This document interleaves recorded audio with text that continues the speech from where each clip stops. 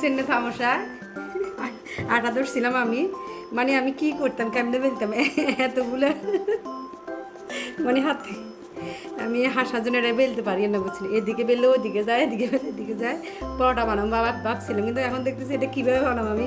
আপনার আমার আজকে কী করছে, ময়দা শেষ। এখন কী করছে, এই যে এগুলো হচ্ছে বেসন, বেসন দিয়ে বানাতেছি, কিন্তু হচ্ছে না কেন, একদমই হচ্ছে না।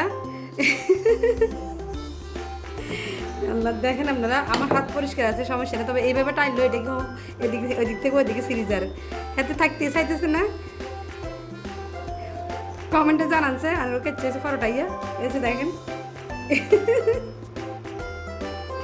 দেখছেন না তামাশাটা কি হয়েছে, এটা কি পরোটা হয়েছে না পরোটা জাত হয়েছে, কইয়েন না। আর এটা মানে আমি কি করতাম, হঠাৎ করে আটা ধরে ফেলছি, আমার দেখি যে আটা নাই।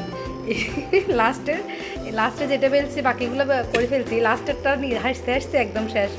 কিন্তু বাকিতে এমন হয় না, এগুলো এটাই এমন হয়েছে, বাকিগুলো ভালো হয়েছে, কিন্তু লাস্টে ময়দা ছিল না, আটকে গেলাম, ময়দা না থাকার কারণে আটকে গেলাম। এটা নিয়ে যাক হাসতেছি, আর এটা কয়ে যে না তোরে যেভাবে হোক এটা তোরে বানাবো, লাস্ট পর্যন্ত বানাই ফেলছে, থাক খেয়ে ফেলবো, সমস্যা না, পেটে চলে যাবে, এটা সিরে হইলেও পেটে চলে যাবো, এটা ভালো হইলেও সুন্দর হইলেও পেটে চলে যাবে।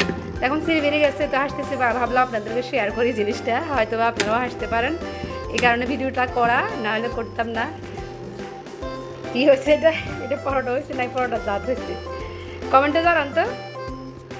আজ বলেন তো, এই পরোটার জন্য কি আমি পুরস্কৃত হব? আমি কি নোবেল টোবেল পাবো এই পরোটার জন্য? এটা কি পরোটা হয়েছে নাকি?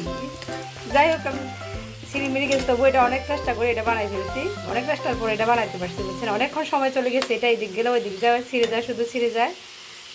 তো ভালো থাকবেন সবাই, আল্লাহ হাফেজ।